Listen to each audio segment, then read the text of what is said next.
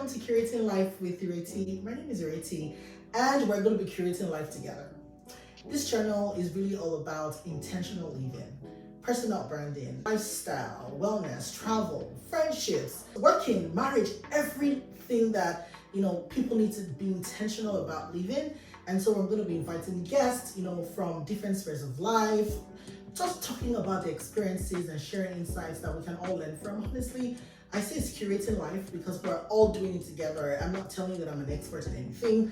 I'm also learning every single time. Today, I'm going to be talking about culture shock, as an immigrant. And so I'm going to be inviting amazing guests who have experienced, the culture shock as well. And really, it's a shock. We're talking about a very, very important topic that a lot of people would have, thought about and just wonder, how do I navigate my life in this new place? I have two amazing friends here, Bosun Bankole and Tayo Lekonbaje. You guys probably already know that they're popular. At the end of this whole conversation, I'm going to post their Instagram page and also their YouTube channels because they both have YouTube channels as well. So please follow them, subscribe, and please, very important, follow me as well. Subscribe, click on the subscribe button down there, and just tune into all the amazing sessions that we're going to be talking about. Today, we're talking about culture shock as an immigrant. We moved here a couple of years back, and it was a shock. And I'm sure you all know how that could feel like working in a new environment, meeting people in a new environment. Adult life is adulting, life is lifing, and you just realize, how do I even fit in? Some people will say, don't fit in, just do your thing. But honestly, when you move to a new place, you realize that the ways of doing things where you're coming from is totally different, irrespective of where you live. And so today we're going to be having that conversation. It's a conversation, we're just going to be chatting and chit-chatting like I do with them on a normal day. But honestly, don't get carried away. There are insights that you will get from this conversation. Personal life, work life as well, everything. So I'm going to let Bosu and Tayo introduce themselves, and then we'll have a couple of questions that we're just going to throw around. And at the end of the day, once we're done, Tayo and Bosu can ask me any question, just one each. Okay. Any question whatsoever. And if it's not nice, I'm not going to post it. Come on. Hi everybody, it's such a pleasure to be here and thank you for having me. My name is Bosun Bankole, as she said. One very strong thing that I love to do is to be an encourager every day, whenever, wherever. And it influences the things that I do, the connections that I make. It also drives my decisions and where I choose to put my energy. I work in a financial institution here in Canada. My background has always been in human resources. I'm gradually pivoting into tech, where my focus is now more on HR systems and HR technology. I'm married. I have two bundles of energy living in my house. They don't pay rent, but they assure that they claim ownership to everything that we have. And I mean, I've been in Canada for 7 years now. Wow. Yeah, really. I think Ireti and I moved into Canada in the same year, but it's same been actually. same month actually. Yeah, no wonder we know each other, right? But man, it's been a journey. It's been an exciting journey, and I mean we'll talk a lot about them today. Thank you for going ahead of me. Now I know how to structure mine. So my name is Tayo, and this is how I introduce myself. So my full name is Omo Tayo, and the meaning is child brings joy. So I bring joy to every space that I occupy, and that actually defines the kind of person I am. I am full of joy always, and I get that energy, passionate. I think my number one goal is to make an impact in life, and I love to leave people better than I met them. And that's a good way to kind of define myself. I do have 2 kids, an adult child. I say that all the time. I'm a mommy of an adult. And I have an 8-year-old going 80 because he's young, but he's an adult. He's boyish. And I do work in a financial institution too. I'm in technology, and I love what I do, and I do love what I love. I wanted to say something that was profound, but it didn't work out. But then, I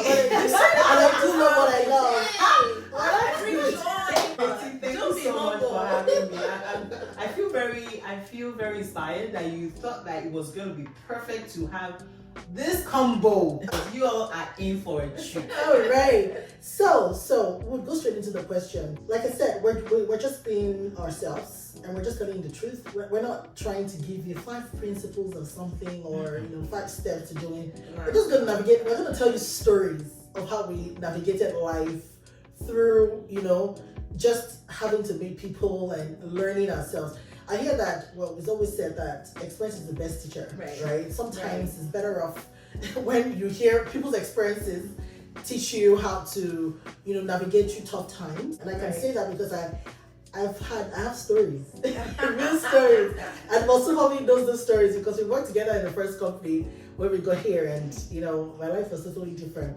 But we've moved past that, and I've learned. And so what was the biggest surprise or adjustment for you when you first came to Canada, both in life and at work? And I'll let Tayo start. I think for me, number one was the fact that when we're coming, the government of Canada would say that you need to have like proof of funds. And so as a family of 4, when we came in 2020, it's going to be 5 years. Amazing. On the 1st of February. Yay! It was going to, that translated to about $26,000 something dollars. And shock for me was that when we landed, we realized that the government knew what they were doing by telling you that you needed that money, because you did need that money. I would say that when we were trying to look for a house, we didn't have credit. And so no one was going to rent to us, but with conditions. We didn't have a credit score. We didn't have a credit score, sorry. And the condition was that we're going to pay 6 months rent. Crazy. And if you don't know what that means, in Nigeria, what we pay here for 1 month is what you guys pay for 1 year, on the mainland or more. Depending on where you stay anyway. And that translated to about, I think, 2,350, and it was a modest month. It was modest. It wasn't luxury. When we living in Toronto or it's the GTA. Yeah, it was the GTA. Yeah. But it was modest. It wasn't over and above. In 2020. In 2020. And so that's true actually. Yeah, do the maths. Yeah. 2,350 times 6. Crazy. Right. And let me tell you, don't say wow yet, because that was the first month and the last 5 months. So invariably, we paid that month, we did a bank draft for the first month with all that money, and then we still had to pay the landlord the second month. Third. Yeah, because that's how it works. So first month and then last 5 months. So you had to pay $14,100. And then within, because month here is ridiculous. Yeah, but it was a culture shock that month here, I don't know if it's the same 24 hours, because before you say that promise, the month is over and then you have to pay again. So that was a shock, to us, that the government knew what they were saying, and you need, imagine 14K, and then the rest of it, we had to start to pay the rent, because we didn't have jobs at the time. And then we had to get a car, modest, but still, we're talking cash. Right. So before we said anything, that 26K that we were coming, cool with, that we're coming with, when they told us at immigration, do you have more than 10K? My husband and I said, yeah, we do, but we're immigrants. But right in front of our eyes, within a month or so, it was gone. So that was definitely a culture shock. The second for me, professionally, was how much people love coffee. So I remember my first job, it was customer service. I had to go downtown periodically for work. And my teammates, they just thought that, they would just say, we're going down for coffee. I had to laugh. Because we have that story. Because we're going down for coffee, you want to come?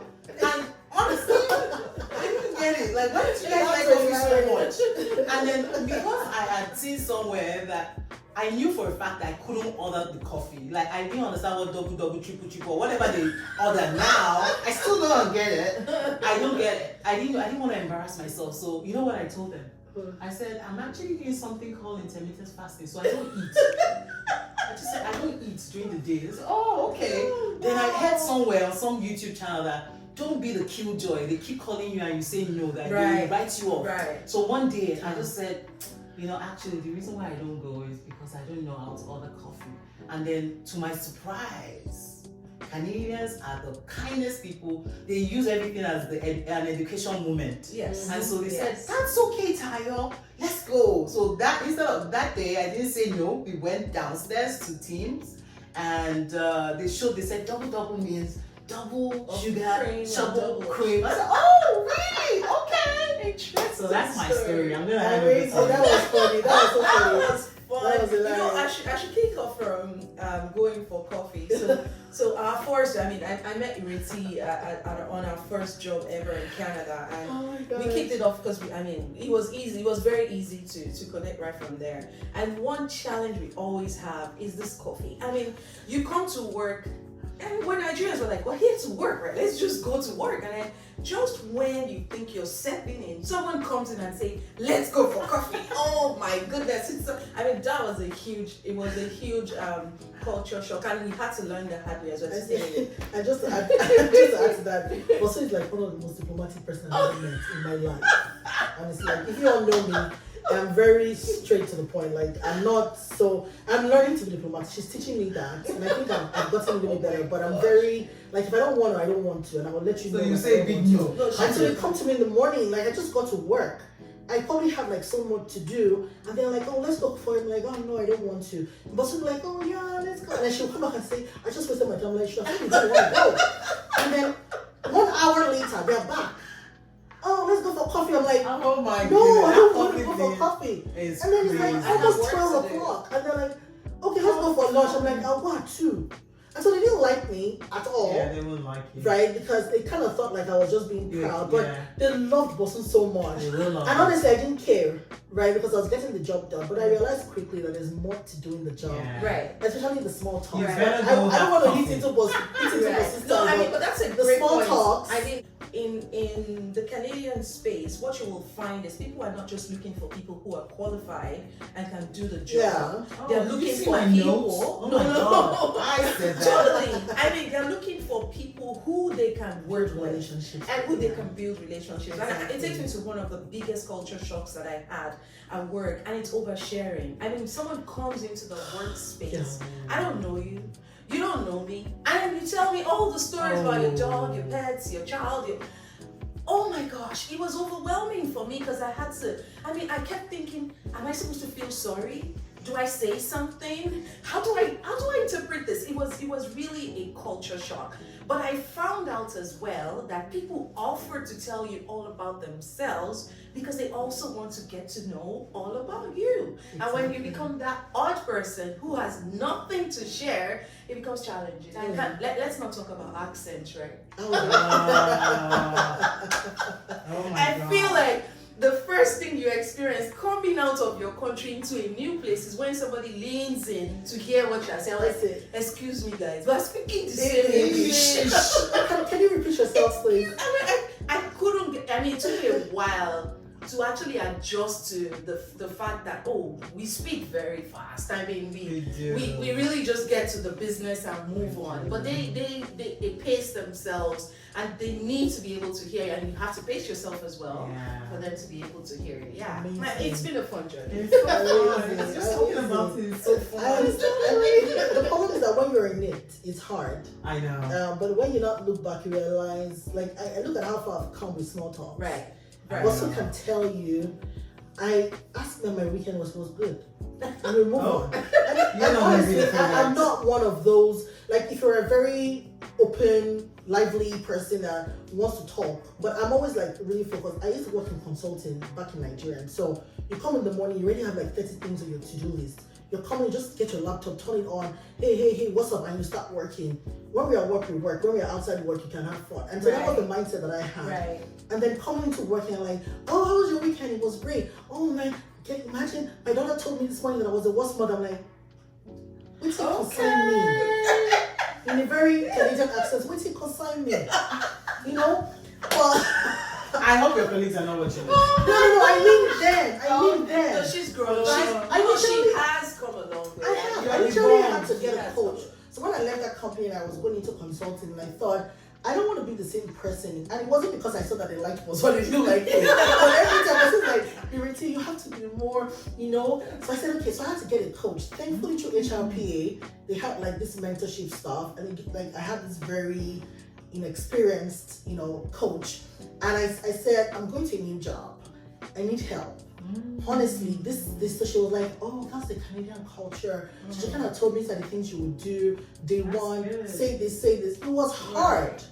It was really hard for me. But honestly, now you're better for it. When I get to work now, my first 30 minutes is literally chit chatting. I'm like, oh, you've come a long way. You have come a long way. I go to a meeting, 30 minutes meeting. First term is talking about everything, the weather, the job, the meeting, and the weather.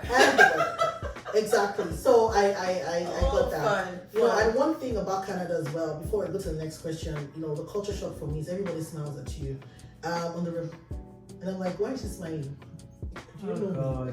Right? Because I meet you in the store. Oh yeah, as in then I go into the store and someone just says, why? So I was surprised, like, why are people smiling? Like I would then look at myself like, is there something that but I got to know that it's just a way to make you feel comfortable. Right. I think that's an amazing thing. Right. It is amazing. You can imagine when you're feeling tense and someone just looks at you and smiles and says, oh, I like what you're wearing, or something like that. Or you feel like you just messed up doing something. Like, it happens to me all the time. Yeah. I did that. Like, even if you actually getting a ticket from the police, they're gonna keep smiling at you. So it happens like that all the time. Never mind.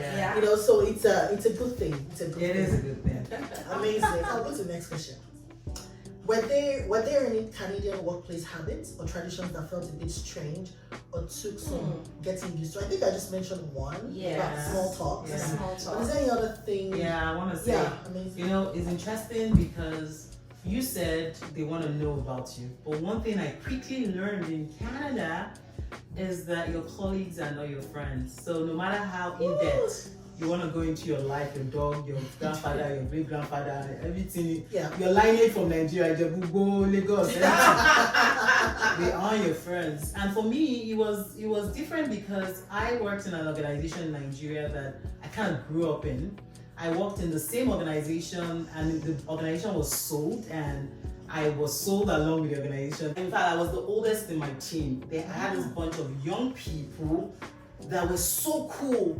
And because I was like the oldest, I wasn't old by the way, but I was the oldest. They were young then, and they found me cool. So we had a great relationship to the point where I would invite them to they were bachelors. They were so close that I would say, guys, I'm making moi moi on Saturday morning. Do you guys want to come? And they'll come. I'll make moi moi and pap. Coming to Canada, and you see people smiling, like Ireti said, like. You see people asking about your life history, and then you think that these guys are your friend. Don't get it twisted. So I had to move with some level of emotional intelligence. That on one hand, it tells me about his dog and his sister having cancer, but I have to be smart enough that it ends there. Right. I'm not going to ask for his address and say, can you come to my house and drink moi moi and I eat moi moi and pap. No, because my colleague isn't my friend. And I'm so grateful that one of the perks of traveling or moving to another country as an adult is that you have some level of emotional intelligence. Right. You have experience. So even though it's not what you want, you are quick to identify it and just roll with it. So you tell them your life history, but it ends there. People don't have people's phone numbers. They don't even have your number. Exactly. So outside of work, they can't contact you. So even though you're jolly, it helps. Including your manager. Yeah. So your colleagues are not your friends. So the earlier you get that, so anything anybody does to you at work, you have to realize that it's not personal. They really don't care that much. Really. Right. They just they are just exercising their mouths by talking and telling you all that. They really don't care that much. They're your friends. Amazing. That's one thing. It's a great point. It's a great point. I just want to jump on the friendship thing because I met Ireti at work. I know.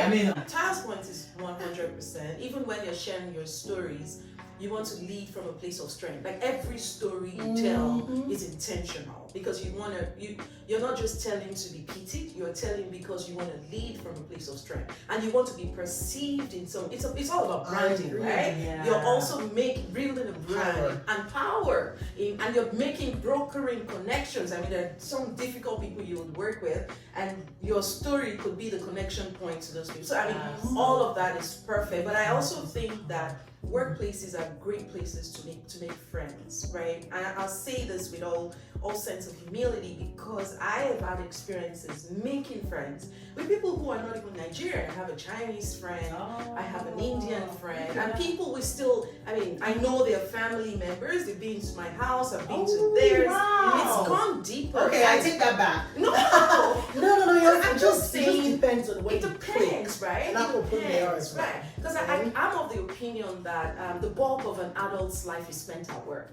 You really want to enjoy what you're doing and the people that you're doing it with, and I mean it's a great place to build relationships. Also, to Taya's point about don't get it twisted. It doesn't mean that because you're now chatty and buddies that work is set aside. No, the thing I had to learn very quickly is the passive aggressiveness at work. It's so interesting that in the Canadian workspace, nobody is out to pin you down or tell you something, which is what we enjoy as Nigerians. Like, you don't like me, tell me now. Right? Like, yeah, to my face. I mean, show it to my face. Let's rough it Americans are together. like that as well. You know, right? I don't like you. I don't like you. Exactly. Let's work on that. Let's know where foundation. we are. But you know, it's so different in the Canadian space. You will continue to think. I mean, when was the last time you went to an interview and you thought you wouldn't be hired? Oh no, it doesn't happen. You You leave would there think smiling. Till the last minute. Until you get an offer, just don't believe You you've gotten the know. So it's the passive aggressive. Exactly. We all had to adjust and get used to that. Agree. It even goes into performance conversations. Oh, yeah. Right? You have to read in between the lines. Like when someone says, I would rather, they're not suggesting, they're saying do it that way. Right? But they'll say the nicest way because you can't really tell what they're saying. So the passive aggressive, I mean, I don't even think I've graduated from that school of it's something that you'll always continue to learn. I totally agree. And now we're trying to lead me to my next question. But before I say that, for me, coming from consulting, it really happens a lot in other companies when you're doing like end of the year events, or you're doing they spend money. Right. Yeah, Like you're doing like team bonding, Oh you guys my spend money. I was coming goodness. from consulting where we would go for like 3-4 days and we will spend like the company will pay for it. They're gonna host us for 4 days. We're gonna have fun, wine, dance, party for Thursday to I think it was Saturday or Sunday, awards and stuff. When you come back, you've all kind of built a bond. And so we're like family because we work till like 11 at night and we don't even feel like we're doing anything wrong.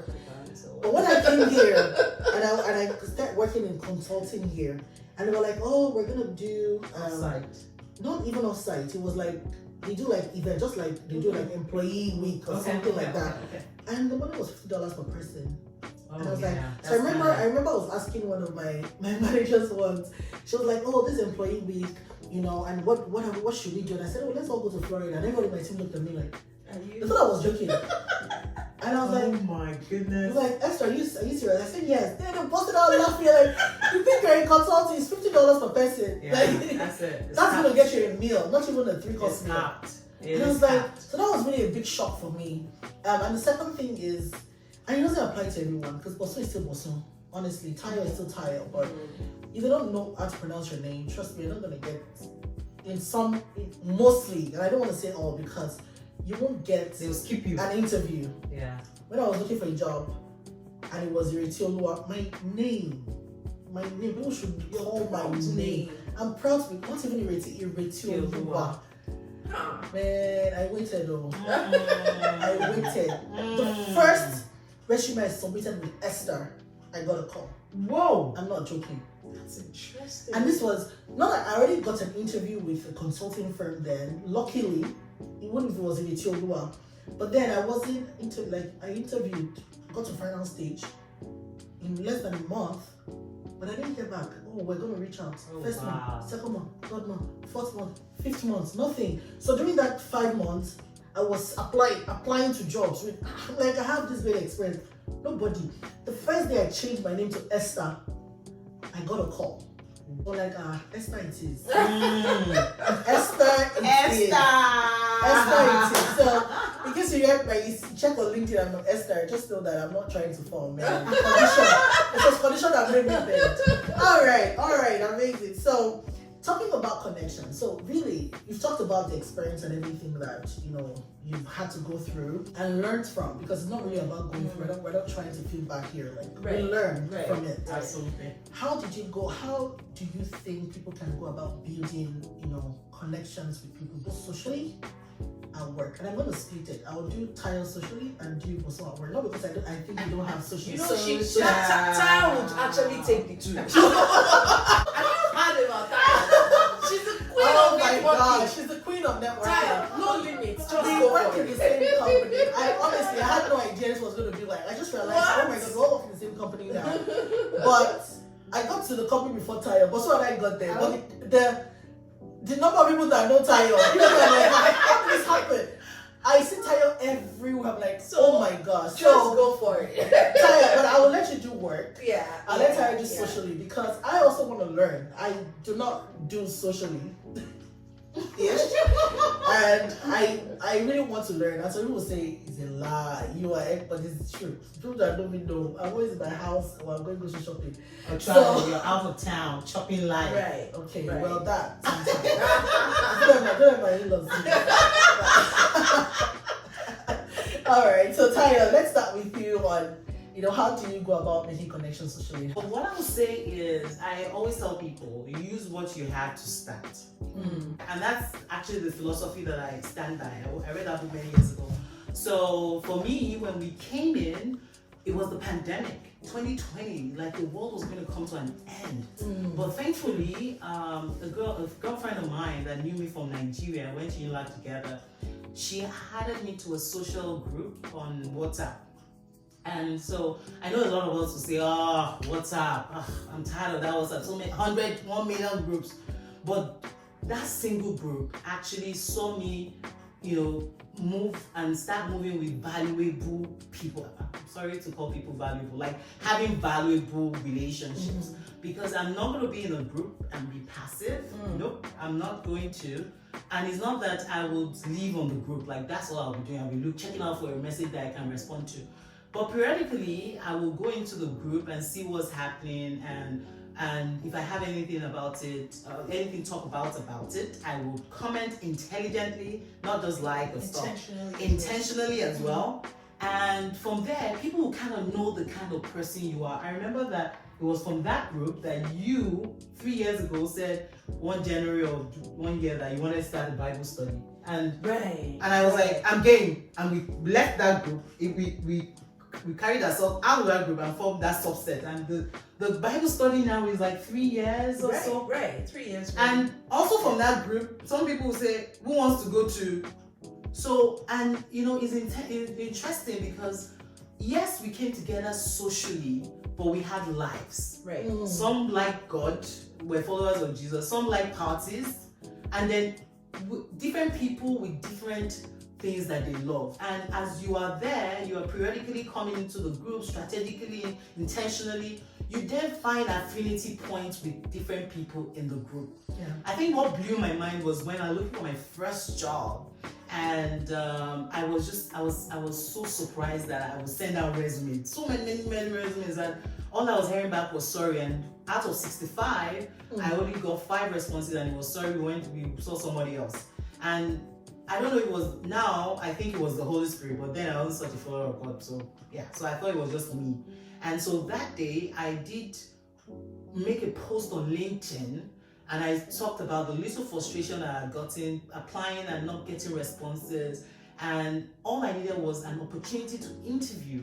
And I promise you, I will sell myself crazy enough. I had my value-added proposition. It was a very compelling post that I made, with a nice picture of myself in Nigeria, because at that point I wasn't chopping life enough to take a nice picture. But thankfully I've always loved pictures, so I had one that I could take from the past. And I posted that particular post in this chat, this social group I'm talking about. I was amazed because the kind of impressions that I got, the kind of engagement I got on that post, I realized that in that group, we had project management professionals, we had HR professionals, we had all caliber of people, and it all started from a social connection. Amazing. And honestly, once people start to see how they are affiliated with you, how they relate with you, it makes it easier for you to connect. You can then be intentional to take it up the notch and connect with them based on your affinity points. And honestly, that was the origin of, because I came ground zero. I went to, in Nigeria, I was always one of those that would enter a room and would know someone. But coming to Canada humbled me. And so from the comfort of my home, I was able to build relationship with people, because in that group they will have, then I remember they would do karaoke night. Right. People would be on their beds, turn on their video, but I would put my laptop on my kitchen counter and I would be dancing. I didn't know that this was all what these people saw, and like, this girl must be, who is this girl? And they started to check me out, and I built relationship, different forms. I've traveled with people from that same group. Wow. We have formed different groups from that same group. In fact, that same group, I met someone else that I got the job that I am loving so much, that I am currently in. So it takes intentionality. It takes, it also takes the grace of God, because sometimes it's not by power. It's not, I'm sorry, I'm preaching, but that's it. Don't be sorry when you're preaching. That's who we are. Yeah. So definitely you get direction from God, because sometimes you do things you don't even know why. At the end of the day, everything is just showing the kind of person you are. You're full of joy. This girl will be a delight. I want to know her. And then, and that's how it starts. So I started with what I had, which was my Nigerian community that I barely knew. But then I was able to be myself, and everything blew up from there. And I think I still follow the same thing, because when I joined this organization that you're talking about, I also started with the community that we had. And then I started to show up, correct in those communities. You're going into the work part. Okay, and I'm going to stop there. Thank you. Because you already told me that you were going to do I have to tell Tyra that I really do admire your strength. Oh, yeah, too. I mean, I really admire your strength, because the way she does it, it might make you feel like it's an easy thing to do, not always, right? But here's what I've found, like, regardless of the social or the work, first is you have to be genuinely intentional about the connections that you want to make. Also keeping in mind that people are nice, right? But they don't want their time to be wasted. One of my mentors gave me a book a while back. Ryan, if you ever watch this any day, thank you. The title of the book was Tribes. And when I read that book, it first gave me an understanding that there are always people like you, or people like who you want to be. The most important aspect that you need to figure out first is, who are your tribes? Because when you get to where your tribes are, you'll navigate them, and somehow there'll be a connection of the power, there'll be a connection of values. In some way, you've broken that connection. So it's first understanding yourself, who your tribes are, and how you can network your way into them. Secondly, in the workspace, especially at work, you have to have a why. Why do you want to make that connection? Now, the why that we don't always talk about is sponsorship, right? Sometimes in the workplace, you are not just looking for mentors, and mentorship is a safe space where we say, "Oh, I'd like you to be my mentor," and everybody's like, "Oh yeah, I want to share knowledge. I want to be a part of people's life." Everybody wants to be a mentor, but to then ask for a sponsorship, it's like a next level. So before you make that kind of connection, first you have to understand, why do I want to make it? What do I bring to the table? How do I make myself visible to this person so they feel safe enough to be my sponsor? The other thing also is, how do I ask for sponsorship without making them feel like they're pressured to take up a responsibility? All of these things you can do in smooth, intelligent conversations, and just being clear about exactly why do you want to broker this connection and going forward. I just summarize what I've heard from both of you. Start with what you have, because not everyone is like Tayo, honestly. So people are going to be like, but I don't even want to leave my house. If that's what you want, then that's okay. Like, start with what you have. Also understand what you want to achieve. Right? If you just want to be in your own space, I know people that just want to be in their own space. They don't even want to build relationships. That's okay, right? As you navigate life, if you think that you get to a point where you meet someone, then yeah, of course. But if you feel like I'm just okay where I am. Like, it takes a lot of energy from some people to actually just be out there, but it's okay. So first start with what you have, understand what you're trying to achieve, and then be intentional about it. Be intentional. Be confident as well. Like Mosi just spoke to that. If you want to get a sponsor, go out there and look for someone that looks like what you want to be and get the sponsor. And I'm also speaking to myself, honestly, because I probably have the energy for work and building relationships, but outside that, like socially, I think Start with me. Start with what you have. I have the funny things that I Start with what you have. okay. The funny thing is that I have a tribe. Sure. I have real friends, like real people, not fake people, real people that I can count on. But there's some people that go to parties, like when I look at my WhatsApp status, I'm like, they're party this week, their 50th birthday, 40th, I'm like, I'm just sitting there, just cooking everything. I just wanted to put that in. Okay, that's so funny. okay. One day we're going to talk about wellness and travel and just pampering yourself, like soft life and all of those. And I will share my story because I think that's where I'm beginning to, that's you your strength. I'm beginning. It's just, I just got there so quickly. We're almost there. We're almost there. You know, what helped you feel more comfortable and confident in the Canadian workplace? What helps you feel more comfortable? What helped you? What helped me Feel more comfortable and confident. Ooh, I think Sam hinted on a bit of this, and it's about being who you are. And this could sound like a cliche, but here's the way I think about it: is stop pursuing becoming someone and focusing on being you. And then when I say being you, I say being you because that's the only thing you can control. And you can, and then when I say being you as well, is leading with the best version of yourself. You can, I can focus on the choice of words that I use. I can focus on how I develop intellectually. There's so many things I can focus on because it's all about me and it's within my sphere of control.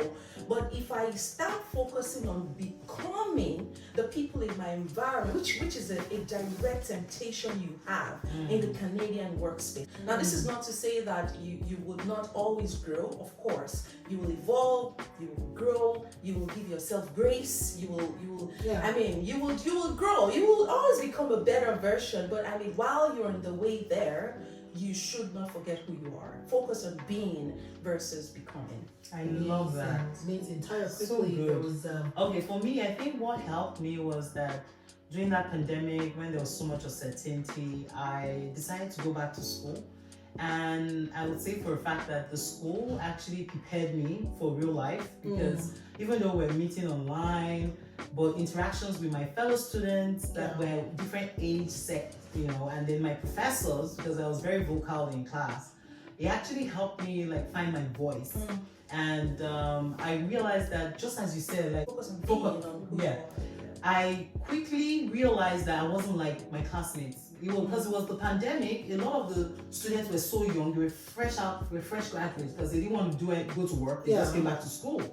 And so I told them that what I don't have in quickness, like you guys are so quick. I do have an experience because I've worked for over a decade in Nigeria and I worked in great organizations. So they always wanted to hear my point of view. So he gave me the confidence that, oh, okay. And so just the fact that they took their time to listen to me, it was kind of like the playground for me to prepare myself for the real world. And that really helped. what I've heard from them is just start with who you are, right? And just be authentic. Because you're being yourself, you're a big deal. And always grow from it. Yes. Because I'm not the kind of person that wants to make friends. I'm not the kind of person that wants to chit chat in the morning. I'm just gonna stay away. Always strive to be the better version of yourself over and over again. So I really want to thank you both. This is amazing. I had fun having this conversation. So thank you.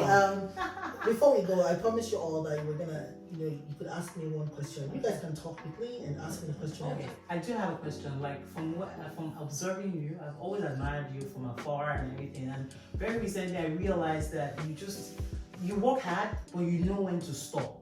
When did that? It's amazing that one person says it. Because I realized that you just I reach out to you and then you say, Tayo, I'm on my way to the airport. I say, how do you know when to stop to just go and have a good time? Because sometimes you just go. You know, let me quickly say something. Ireti's laughing because this has always been like a work in progress. But I want to say also that give yourself grace because you are changing. Because that's all I see now. Yeah, that's what you see. And it's great you're asking me that question because it has never been something anyone would say about me. Like in the last 20 years of my life, everyone would be like, I'm always going. But I'll say, Nigerians say that something must kill a man. And I realized that I didn't want it to be work that would kill me. Right? Like, someone said something to me one time, like, look at your life in reverse. If you think about your life at your funeral, what do you think people will say about you? And I thought about it and I said, everybody will say she works hard. She was always just working every single time. She really had nothing else she was doing. No other life except work. And then I asked myself, is that what I really... And honestly, I've asked myself that every year, to be honest. Is that what I really want people to say about me? I'm like, no, I want people to talk about how I love people, how I had fun, how I traveled, how I made memories, my family, and all of that. And honestly, sometimes God just helps you as well. Right. And so last year I made up my mind. I said, I'm going to travel 3 times a year. Ooh. I'm going to travel once with my family, 1 time with my girlfriends, and 1 time by myself. And by myself means I can go solo, I can go visit people, I can do whatever. And I tried it last year and I'm like, that's this what I life saw. is sweet. That's all you saw. But that was 2 years ago, sorry. 2 years ago, I'm like, this life is sweet. And then last year I did it again. Yeah. Because see, you always have money. You will never have money for yourself. Right. But that money you can use it for other people. Then I Right. thought, if I want to take care of myself and make memories, I don't want to be 60. I look at my early 20s when I was in consulting back in Nigeria, and I can't really say, like, what did I do with my life? I was at work till 11, 12, 1 a.m. every single day, including Sunday. And I'm like, I don't want to be 60 and then look back at my 30s and say, what did I do with my 30s? So I'm like, I'm going to make memories with my family, with my kids. I spend time with my children because that's what life is really about. Right. It's not about work. I went to a funeral last year, and when this man's friends were speaking, they only talked about how, they went fishing together, how when they were young, the kind of things they did, how life was. Not one person talked about work. That was a fulfilled life, even though he died young. It was a fulfilled life. And so I want people to talk about me that way because I want to make memories. And so I already have my 3 vacation planned for this year. One with my family, one with my friends, and one by myself. Look at that. And so I'm going to do this That's every awesome. single year. And I had a manager when I was in PwC, Lola Son. Oh, I She didn't was know. always traveling 2 weeks in a year all by herself with her friends. And I'm like, how did she even ever do this? No one calls her husband and kids, no one. She just goes, she needed it, because otherwise she'd go crazy. She used to say it then, I wasn't married. I'm like, what she do? But now I get it. 10, 13 years after that, now I get it. And so, So good. it's amazing. So thank you for that question, because I feel so excited just that you said so. Yeah, I'm proud of myself. Good. That's a win. It's a win. So thank you so much. And thank you, Wayne Call, that is behind the cameras as well. Thank you so much. We had an amazing time talking. Thank you. We're going to talk about something important next time, so please subscribe. And like I said earlier, I'm going to post Bosu and Tayo's Instagram and YouTube channel as well, so please subscribe. She has the adult immigrants, right? Tayo does that, and Bosu has like a channel that talks about work, like looking for a job interview, all of this thing. She has talks about marriage. She's a marriage coach. So please, you all follow them, subscribe, and just watch. All the best, and have an amazing week. Bye. Bye, everybody.